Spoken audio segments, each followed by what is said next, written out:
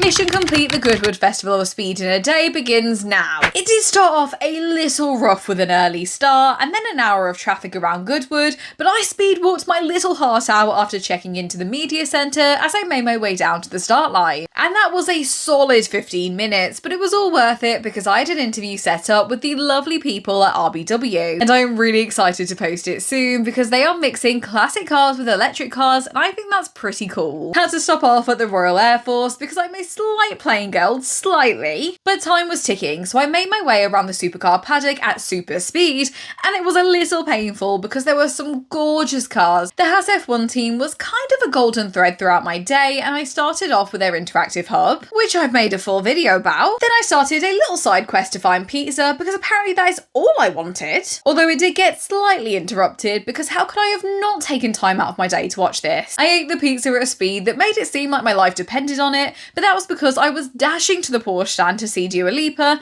Don't get excited though, I went to the wrong Porsche stand. But I didn't let that get me down because up next was the balcony moment for champions and it was insane to see so many legends together. Interestingly, the Lando Oscar battle came up quite a few times and there were some mixed opinions. And then it went wrong. The heat got to me. My head was swimming, so I had to take about a 45-minute break under the monument, but I was on a mission, so I pushed myself to walk to the McLaren stand and I am so glad that I did that because Zach Brown made an appearance and he was being interviewed by Chris from KLH Brand Advocates, who I recently got some media and presenting training from, so that was pretty cool to see. Then there was a casual Jacques Villeneuve walking around. Because I attended as media, I had the unreal privilege of being able to get this close to multiple cars waiting to complete the hill climb, including the Haas F1 team and the Alan Prost. I'd say this was the most adrenaline-filled point of the day, and naturally I did not want to be anywhere else.